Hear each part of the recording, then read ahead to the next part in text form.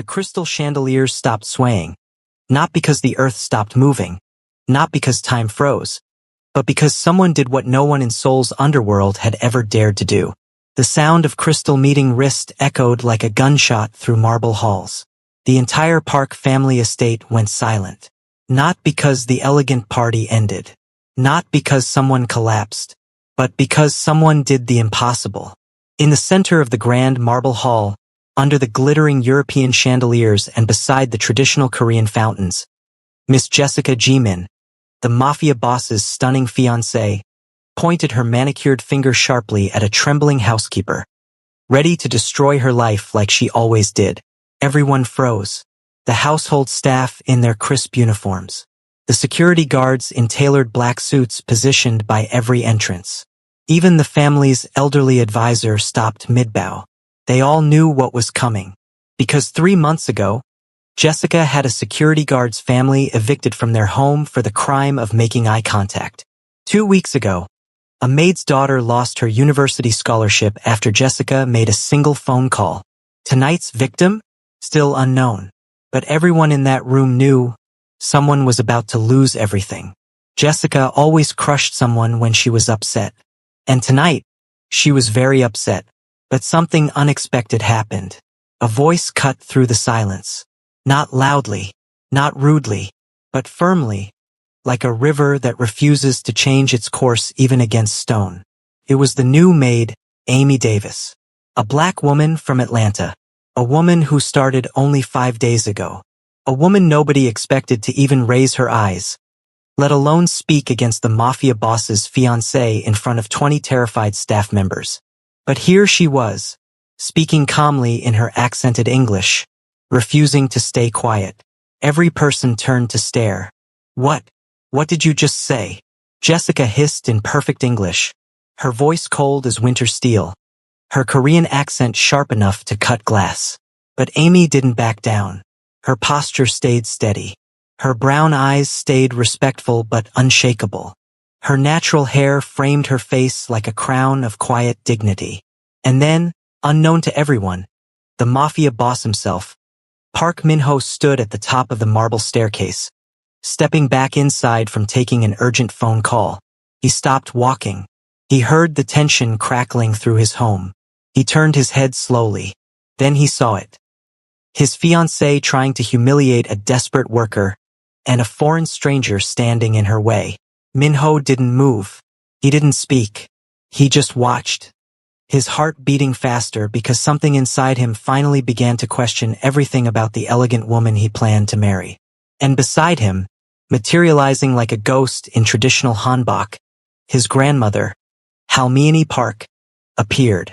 Her aged eyes took in the scene with the wisdom of someone who survived wars and built empires. Her voice was barely a whisper, but it carried the weight of mountains. "So this is the woman you chose to stand beside you?" And the next words Jessica shouted shook the entire estate and would change everything that came after. "You're fired. Security. Remove this woman from my house immediately." But Amy's voice did not waver. Her response was calm, clear, and devastating in its simple truth. "Ma'am, with respect, this isn't your house. And that woman you're trying to fire? Her son is in the hospital fighting for his life." That moment, that single moment, would change everything. And then a collective gasp echoed through the estate because something even more shocking happened next. Jessica tried to storm away, but the housekeeper she was about to fire suddenly dropped to her knees. Her voice cracked in Korean, tears streaming down her face. "Please, Miss Jessica, please don't do this. My son needs me. I'm all he has." Her tears fell openly. Everyone stared at the broken woman in disbelief. And from the marble staircase, Min-ho whispered to himself in Korean, "What kind of woman have I been planning to marry?" And just as he stepped forward to intervene, someone else walked toward him from the shadows. Someone who wasn't supposed to be at the estate. Someone whose presence would unravel 3 years of carefully constructed lies. But before we get to who it was, we must go back to the very beginning. Because everything that happened in that marble hall started long before this moment. Long before Amy Davis ever stepped foot on Korean soil. long before she knew that speaking one truth would expose a web of crimes that stretched from Busan to Seoul to countries across Asia. The story began 6 weeks earlier, on a rainy afternoon in Atlanta, Georgia, 6 weeks before that impossible moment in the Marble Hall. Amy Davis sat in seat 42K of Korean Air Flight 036, watching Atlanta disappear beneath the clouds. Her grandmother's Bible rested on her lap, the worn leather cover still warm from being clutched during takeoff. Inside the front page, written in her grandmother's shaky handwriting just days before she passed, were the words Amy couldn't stop reading. Baby, justice speaks every language. Don't ever stop speaking truth. 6 weeks ago, Amy Davis had reasons to run. Good reasons. The kind that follow you across oceans if you let them. Her grandmother's Bible, the one resting on her lap right now, held the last words Grandma Davis ever wrote. Baby, justice speaks every language. Don't ever stop speaking the truth. Amy had stopped once. Just once. And it cost her everything she loved. The International Placement Agency's email had arrived 2 days after the funeral. Seoul, 10,000 miles from Atlanta. Far enough that maybe, she could breathe again without choking on guilt. What happened in Atlanta? That would come later when it mattered. Right now, all that mattered was that Seoul promised her invisibility. A chance to stay quiet. A chance to never speak up again. Seoul's Incheon airport felt like stepping onto another planet. Amy had never seen so many people who looked nothing like her. Everywhere she turned, curious eyes followed her movements. Children pointed. Adults stared with expressions she couldn't read. Curiosity, surprise, sometimes discomfort. She pulled her jacket tighter around herself and reminded herself that she chose this. She wanted to disappear. Well, here she was, invisible except for being the most visible person in every room. The agency driver, Mr. Kim, spoke minimal English but smiled kindly and helped with her luggage. As they drove through Seoul's gleaming streets, Amy pressed her face to the window. Neon signs in Korean characters she couldn't read. Streets so clean they looked swept by hand. Mountains rising in the distance like ancient guardians. It was beautiful and terrifying and nothing like home. Park family, Mr. Kim said, pointing ahead as they turned into a neighborhood where homes became estates and estates became fortresses. Very important, very powerful. You work hard, you be safe. The Park estate made Amy's breath catch. Traditional Korean architecture flowed seamlessly into modern luxury. Curved tile roofs over marble columns. Ancient wooden doors fitted with biometric security. Gardens that looked like paintings come to life. Through the gates, she counted at least 20 staff members moving with practiced efficiency across the grounds. Mrs. Choi, the head housekeeper, met her at the service entrance. She was perhaps 50, with kind eyes and hands that never stopped moving. Her English was careful but warm. Welcome, Miss Amy. I am Mrs. Choi. I show you everything. You work hard. Keep head down, you be okay here. That phrase again. You be okay. As if being not okay was the default expectation. Mrs. Choi led her through servants' quarters, kitchen areas, the massive main house with its mix of traditional Korean furniture and European antiques. Park Min-ho owns many hotels, many buildings in Seoul, Mrs. Choi explained. His family very old, very respected. He is complicated man. Good heart, but complicated business. Amy didn't ask what complicated business meant. She was there to clean, organize, and stay invisible. And this? Mrs. Choi said, her voice dropping as they passed a photograph of a stunning Asian woman in a designer gown. This is Miss Jessica Jimin, Mr. Park's fiancée. She is. Mrs. Choi paused, choosing words carefully. She is very particular, very high standards. When Miss Jessica is here, you stay quiet, work fast, and never disagree with her. Amy noticed how Mrs. Choi's hands trembled slightly when she said Jessica's name. It was subtle, barely visible, but Amy had spent 7 years reading body language in crisis situations. That tremor spoke of fear, deep and learned through painful experience. Is she unkind? Amy asked gently. Mrs. Choi's smile didn't reach her eyes. She is very successful woman. Very beautiful. Mr. Park loves her very much. She will be mistress of this house soon. She touched Amy's arm. Please, Miss Amy, just stay invisible around her. Is safer that way. By day 3, Amy had learned the estate's rhythms. By day 4, she understood its secrets. The things no one said out loud. She woke at 5 a.m., helped prepare breakfast for the family and staff, cleaned guest rooms that looked like museum exhibits, and studied basic Korean phrases on her phone during breaks. The other staff members were friendly but cautious around her. She was an outsider in every possible way. Foreign, black, unable to communicate beyond gestures and broken sentences. She also learned about Jessica Jimin, though not from what people said, but from what they didn't say. Conversations stopped when Jessica's name came up. Staff members scattered when her car pulled into the driveway. And though Jessica's social media showed her volunteering at orphanages and donating to charities, Amy noticed how the household staff's shoulders tensed whenever she appeared. On Amy's third evening, she watched from a window as Jessica posed for photographs in the garden, her smile radiant and warm for the camera. The moment the photographer left, that smile vanished like a mask removed. Jessica snapped her fingers at a young gardener who'd left tools visible in the background. Amy couldn't hear the words, but she saw the gardener's face crumble, saw him bow repeatedly in apology, saw Jessica's cold dismissal. Amy's stomach twisted with familiar recognition. She'd seen this before, people who performed kindness publicly while crushing those without power to fight back. It was why she'd spoken up in Atlanta. It was why she'd lost everything. That night, she held her grandmother's Bible and whispered into the darkness of her small room. I came here to hide, Grandma. I came here to stay quiet and keep my head down. I can't afford to speak up again. I just can't. But even as she said it, she felt her grandmother's words pressing against her heart like a promise she couldn't break. Justice speaks every language. Don't ever stop speaking truth.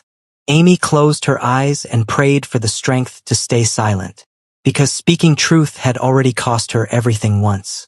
She couldn't survive losing everything again. But sometimes the universe doesn't care what we can survive. Sometimes it puts us exactly where we need to be, whether we're ready or not. And in just 2 days, Amy would face a choice that would test whether staying silent was truly survival or just another way of dying. If this story resonates with you, if you've ever felt torn between staying safe and speaking truth, stay with me, because what happens next will remind you why some battles are worth fighting, even when you're terrified. Hit that like button and subscribe. This journey is just beginning. Day 5 began like any other morning at the Park estate. Amy woke before dawn, her body still adjusting to the time difference, and made her way to the kitchen where the familiar sounds of breakfast preparation already filled the air. She'd started picking up Korean phrases from the other staff members, stumbling through Annyeonghaseyo and Gamsahamnida with an accent that made the younger maids giggle behind their hands. But they giggled kindly, and Amy found herself almost smiling as she polished the already spotless silverware in the dining hall. Mrs. Choi bustled past, reviewing her checklist for the afternoon. Miss Jessica had scheduled a tea service with 3 influential women from Seoul's social elite, the kind of event where everything had to be perfect down to the angle of the napkin folds. Amy watched Mrs. Choi's practiced hands arrange porcelain teacups, each movement precise and rehearsed. Then Mrs. Choi's phone rang. Amy saw the color drain from the older woman's face. She heard fragments of rapid Korean, Mrs. Choi's voice climbing higher with each word. The phone slipped from her trembling fingers. Another staff member caught it, speaking quickly into the receiver while Mrs. Choi pressed both hands against the counter, her whole body shaking. What happened? Amy moved closer, touching Mrs. Choi's shoulder gently. My son, Mrs. Choi whispered in broken English, tears already streaming down her face. He collapsed. School called ambulance. Hospital says maybe meningitis. Maybe. She couldn't finish the sentence. Amy's heart clenched. She'd seen this before, the terror of a parent facing their child's mortality. You need to go. Right now. But Miss Jessica, the tea service, I cannot leave. I'll cover for you. Amy's voice came out steadier than she felt. Tell me what needs to be done. I'll handle it. Mrs. Choi looked at her with desperate hope and deeper fear. Miss Jessica, she doesn't like changes. She doesn't like when things are different. If something goes wrong, nothing will go wrong. And even if it does, your son needs his mother more than Jessica needs perfect tea. Amy squeezed her hand. Go. Now. I've got this. Mrs. Choi grabbed her purse and ran. Amy spent the next 2 hours memorizing Mrs. Choi's notes, arranging the tea service exactly as specified, checking and rechecking every detail. The other staff members helped silently, their faces tight with worry, though whether they worried more for Mrs. Choi's son or for what Jessica would do when she discovered the substitution, Amy couldn't tell. Jessica arrived 30 minutes early. Amy heard her heels clicking against marble before she saw her. That distinctive sharp rhythm that made every staff member straighten their posture and avoid eye contact. Jessica swept into the tea room in a cream-colored designer dress that probably cost more than Amy's annual salary. Her hair styled in perfect waves, her makeup flawless. She stopped when she saw Amy. Where is Mrs. Choi? She had a family emergency, ma'am. I've prepared everything according to her specifications. Jessica's eyes went cold. Not hot with anger, cold. Like a blade fresh from ice water. Family emergency. She picked up a teacup, examined it, set it down 1 inch to the left. And you thought you were qualified to replace her? I followed her instructions exactly. Do it again. All of it. Jessica gestured at the carefully arranged table. And this time, perhaps you'll manage not to embarrass me in front of my guests. Amy bit the inside of her cheek and started over. She felt the eyes of other staff members watching from doorways, their faces filled with pity they didn't dare voice. Jessica stood there the entire time, making small critical sounds, pointing out microscopic flaws that didn't exist. The second arrangement was perfect. Jessica made her do it a third time anyway. What exactly was Mrs. Choi's emergency? Jessica asked, her voice sweet as poisoned honey. Her son collapsed at school. They think it might be meningitis. He's at the hospital. So she abandoned her responsibilities for something the hospital staff can handle. Jessica pulled out her phone. Call her. Tell her she's fired. The room went silent. Someone dropped a spoon in the kitchen. The clatter echoed like thunder. Ma'am, her child might die. Amy heard her own voice from somewhere far away. Please. She's been with your family for years, which is precisely why she should know better than to prioritize anything over her duties here.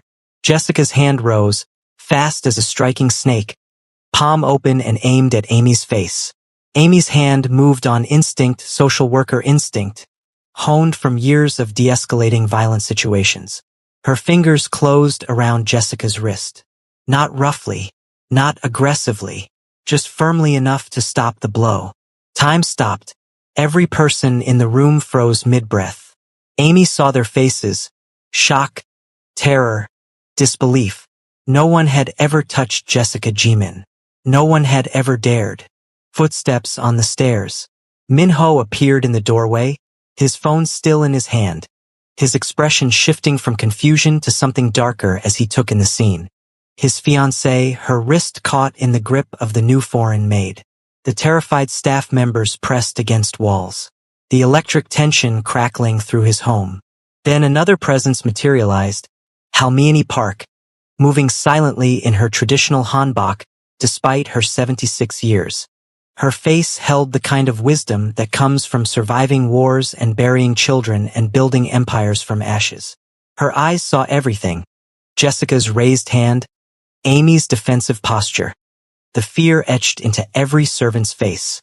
Minhoya, she said quietly in Korean, her voice carrying the weight of mountains.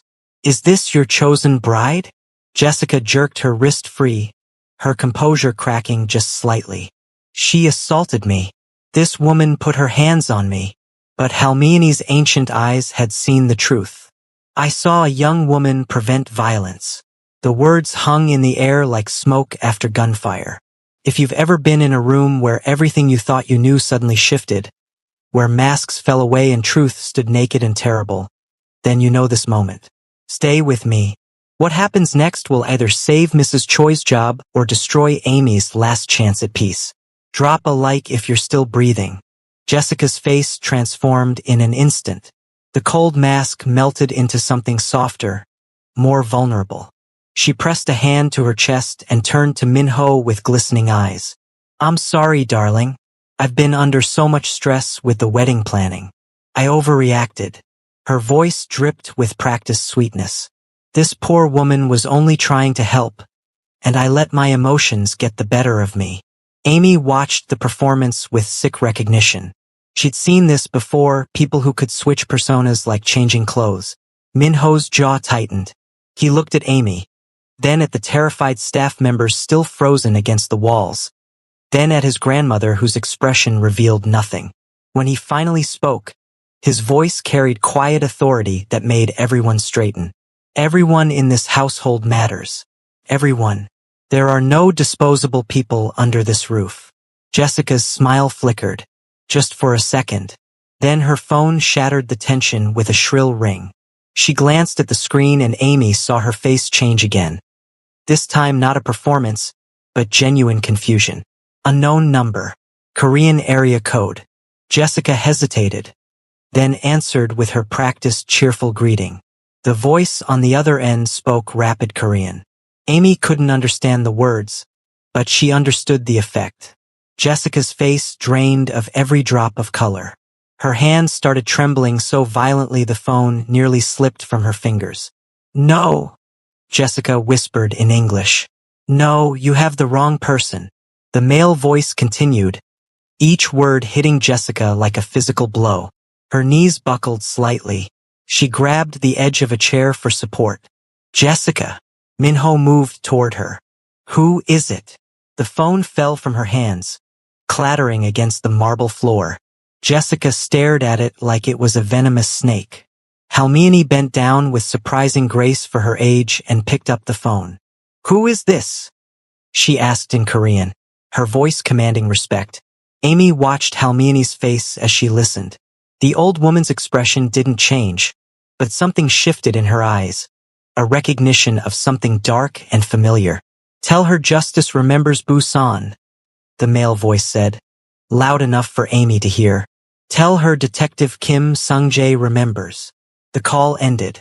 Halmini lowered the phone slowly, her gaze fixed on Jessica with the intensity of someone reading a book whose ending she suddenly understood. Jessica's legs gave out. She would have hit the floor if Minho hadn't caught her, his arms wrapping around her instinctively despite the confusion written across his face. Jessica, who was that? What's happening? Nobody. Jessica's voice came out in gasps. Wrong number. Must be wrong number. I don't know anyone in Busan. I've never. The phone buzzed with an incoming text message. Minho still held Jessica, but his eyes dropped to the screen in Halmini's weathered hands. The old woman read it first, her lips pressing into a thin line. Then she turned the phone so Minho could see. Amy couldn't read Korean, but she saw Minho's face transform from concern to horror as he read. His arms loosened around Jessica. She stumbled back, wrapping her arms around herself. You recruited my sister. Minho read aloud in English, his voice hollow. You smiled and promised her modeling jobs. We never saw her again. I found your new name, your new life. Run all you want. I'm already here. The words hung in the air like poison gas. Staff members began whispering frantically in Korean. Amy caught fragments with her limited understanding. Busan, trafficking, police. Minho's hands were shaking now too. Jessica, what happened in Busan? It's not what you think. Jessica backed away from him, from Halmini, from the staring staff members. You don't understand. You weren't there. Halmini's voice cut through the chaos, gentle as falling snow but hard as winter ice beneath. Child, lies grow heavier with each breath. Speak truth.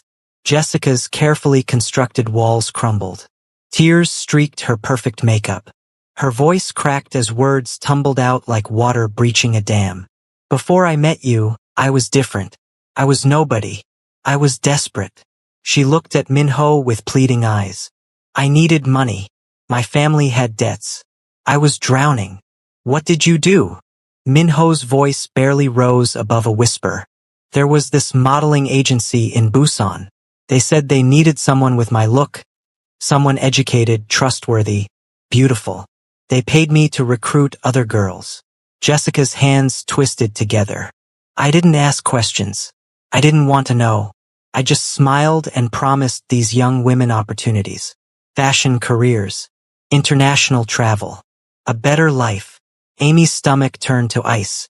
She knew exactly where this was going. How many? Hermione asked. Jessica's face crumpled. Dozens. Maybe more. I stopped counting. Her voice dropped to barely audible. When the police investigation got close, they helped me disappear. New identity. New social media presence. New life in Seoul. I thought I could leave it behind. Minho stepped back from her like she was on fire. You trafficked human beings. I didn't know what they would do with them. Jessica's voice climbed toward hysteria. I swear I thought it was legitimate. By the time I understood, it was too late. I was in too deep. Not knowing does not erase responsibility. Hermione's words fell like a judge's gavel. Amy felt her grandmother's Bible pressing against her heart across 10,000 miles. She'd run from corruption in Atlanta only to find it wearing designer dresses in Seoul. Justice truly did speak every language. Evil truly had no borders. Have you ever watched someone's entire life unravel in real time? Ever seen the moment when lies finally demand their payment? Stay with me because what happens next will test whether redemption is possible or if some sins are too dark to ever escape. Hit that subscribe button. Some of you need to see this through to the end. The silence that followed Hermione's words pressed down on the marble hall like a physical weight. Jessica stood there shaking, mascara streaking down her face, her carefully constructed world disintegrating around her. Minho looked at the woman he'd planned to marry as if seeing a stranger. The staff members remained frozen, witnesses to the unraveling of everything they'd feared but never dared speak aloud.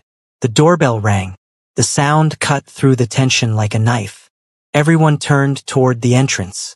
The security guard looked at Minho, uncertain whether to answer during such chaos. Minho gave a single, sharp nod.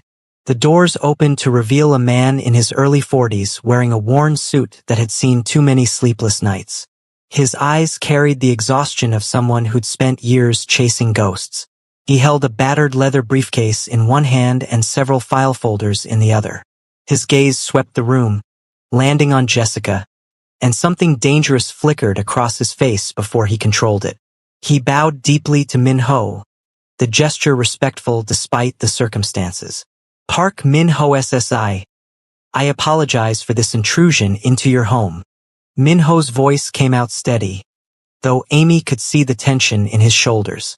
You're the one who called. Yes, my name is Detective Kim Sung-jae. I've been tracking Miss Jessica for 2 years. He stepped further into the hall, and 2 uniformed police officers followed at a respectful distance. I should have come sooner. I should have stopped her before she reached your family. Jessica made a sound like a wounded animal. She tried to back toward the door, but there was nowhere to run. Hermione moved with surprising speed, positioning herself to block the exit without appearing to do so. Detective Kim set his briefcase on a side table and opened it with practiced efficiency. My younger sister, Kim Eugene, disappeared 3 years ago. She was 19 years old. She wanted to be a model. His voice remained professional, but Amy heard the grief underneath. Old grief, worn smooth by time but never truly healed. She met Miss Jessica at a coffee shop in Busan. Jessica was everything Eugene dreamed of being: beautiful, successful, confident. They became friends. Or so my sister believed. He pulled out a photograph, holding it so everyone could see. A young woman with a bright smile, her whole future ahead of her, standing next to Jessica. The two of them looked like sisters themselves, arms around each other, both laughing at something beyond the camera's frame. Eugene called my mother the day before she vanished. She was so excited. She said Jessica had arranged auditions with international agencies. She said this was her big chance. Detective Kim's hand trembled slightly as he set down the photo and pulled out another document. We never saw her again. Jessica collapsed onto a chair, her face buried in her hands. I didn't know, she whispered. I swear I didn't know what they would do. You knew enough. Detective Kim's control cracked just slightly. You knew enough to take their money. You knew enough to smile and lie and deliver innocent women into hell. He spread out more evidence across the table. Photographs of other young women. Testimony transcripts from grieving families. Financial records showing payments made to Jessica's old accounts. Phone records. Text messages. A paper trail of human misery stretching across 3 years. Do you know what my mother died believing? Detective Kim looked directly at Jessica now, his exhausted eyes meeting her tear-filled ones. That her daughter was still alive somewhere, suffering. That Eugene was calling out for us, wondering why we didn't come save her. My mother died of a broken heart, holding on to hope that was really just prolonged torture. I'm so sorry. Jessica's voice broke completely. I'm so sorry. I'm so sorry. Sorry doesn't bring back the stolen years. Detective Kim's words landed like stones. Sorry doesn't resurrect my mother. Sorry doesn't tell me where my sister's body is buried, if she's even dead. Sorry is just a word you say when you finally get caught. Minho stood. The movement commanded everyone's attention. His face had transformed from shock to something harder, something forged in the moment between who he thought he was and who he needed to become. When he spoke, his voice carried the quiet authority of a man who just learned the most painful lesson of his life. Detective Kim, you have my complete cooperation. Access to any resources my family can provide. Whatever you need to find these women or bring justice to their families. He turned to Jessica, and Amy saw his heart breaking in real time. Our engagement is over. You will face justice for what you've done. His legal team, who'd been summoned by security, stood near the doorway. Minho addressed them without looking away from Jessica. Arrange full cooperation with the police. Establish a victim compensation fund from family resources. Whatever amount Detective Kim deems appropriate. He finally turned to his grandmother, and Amy saw a son seeking forgiveness from the woman who'd raised him. I failed to see clearly. I won't make that mistake again. Jessica stood, reaching for Minho with desperate hands. Minho, please. I love you. I wanted to change. That's why I came to Seoul. Why I tried to become someone better. Minho's response came quietly, but every word cut clean through the noise. If you loved me, you would have told me the truth. If you loved yourself, you would have stopped hurting people. The uniformed officers stepped forward. One of them produced handcuffs with practiced efficiency. Jessica didn't resist as they secured her wrists. As they led her toward the door, she looked back one final time, her face destroyed by tears and the weight of consequences finally arriving. I really did want to change, she whispered. Minho met her eyes one last time. Then face what you've done. That's where change begins. Have you ever seen someone lose everything because they refused to face their past? Ever watched justice finally catch up to someone who thought they'd escaped? Some of you are skipping ahead right now, but others, you're feeling something shift inside you. Like if you think some truths are worth the cost of speaking them.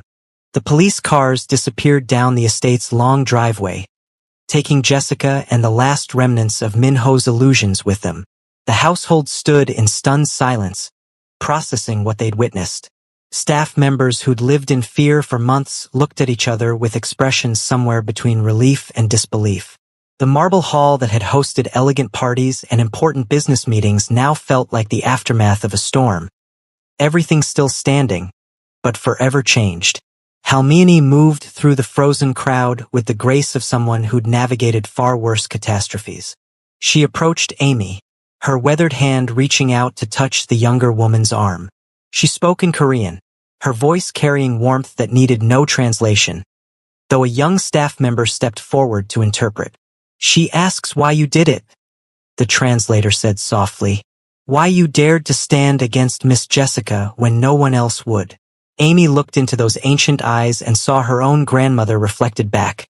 The same wisdom earned through survival, the same understanding that some truths matter more than comfort. Because it was wrong. That's the same in any language. The translator conveyed Amy's words. Halmini's face transformed, tears pooling in eyes that had witnessed wars and buried loved ones and built empires from nothing. She pulled Amy into an embrace that crossed every cultural barrier, every difference of language and experience. When she pulled back, she spoke again, and the translator's voice wavered with emotion.